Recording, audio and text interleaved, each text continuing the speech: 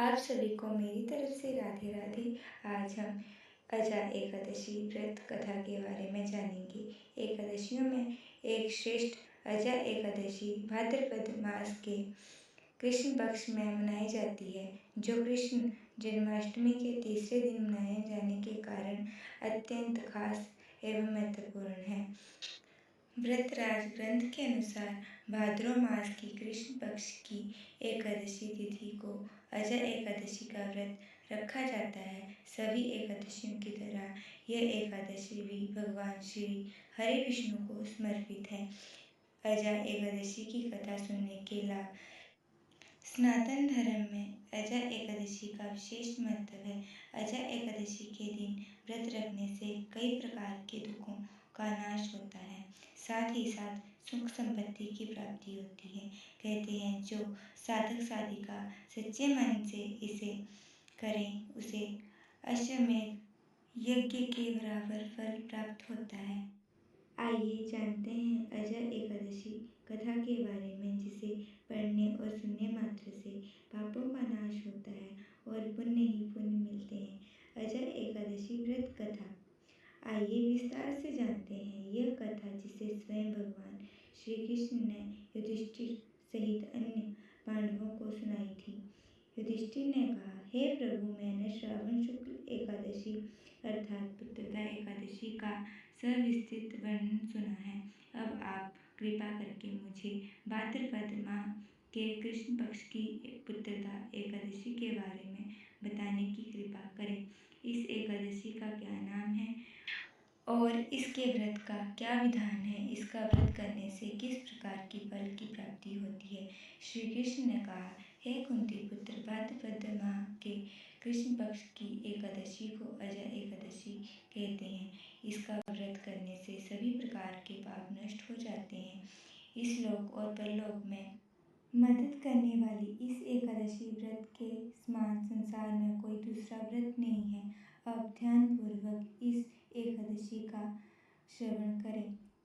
पौराणिक काल में भगवान श्री राम के वंश में अयोध्या नगरी में एक चक्रवर्ती राजा हरिश्चंद्र नाम के राजा हुए थे। राजा अपनी सत्यनिष्ठा और ईमानदारी के लिए प्रसिद्ध थे।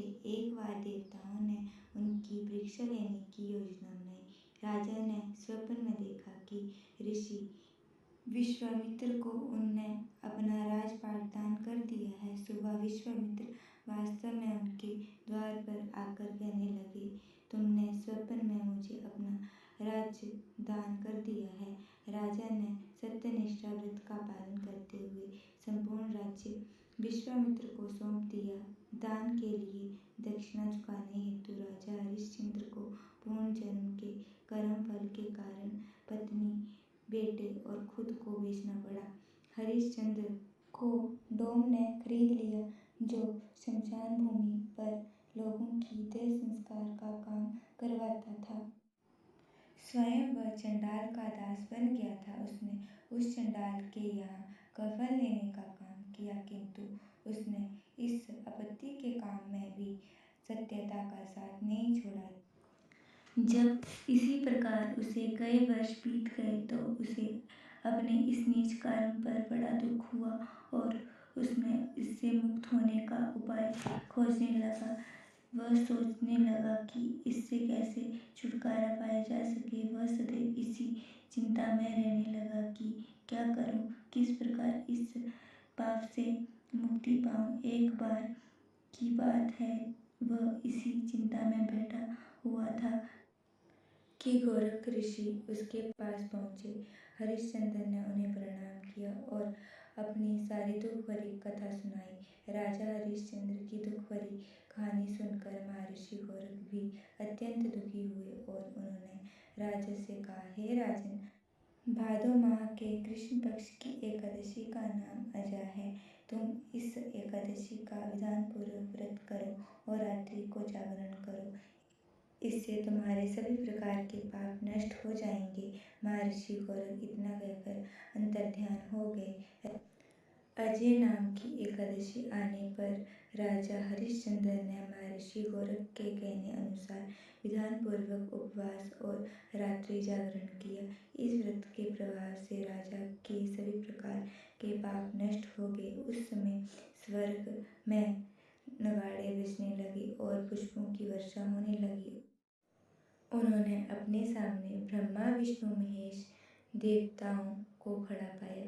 उन्होंने अपने मृत पुत्र को जीवित और अपनी पत्नी को राजसी वस्त्र और आभूषणों से परिपूर्ण देखा। व्रत के प्रभाव से राजा को पुनः अपने राज्य की प्राप्ति हुई। वास्तव में एक ऋषि ने राजा की परीक्षा लेने के लिए यह सब माया रची हुई थी, परंतु अजय एकादशी व्रत के प्रभाव से ऋषि द्वारा रचित यह सब माया नष्ट हो गई और अंत समय में हरिश्चंद्र अपने परिवार सहित स्वर्गलोक को गया।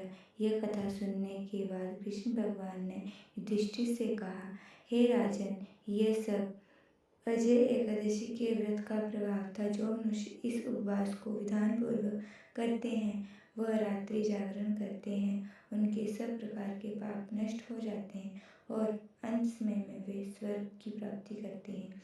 हरे कृष्ण। यदि आपको ये वीडियो ज़रा भी पसंद आई हो तो इस वीडियो को लाइक, चैनल को सब्सक्राइब ज़रूर करें। Thank you. राधे कृष्ण।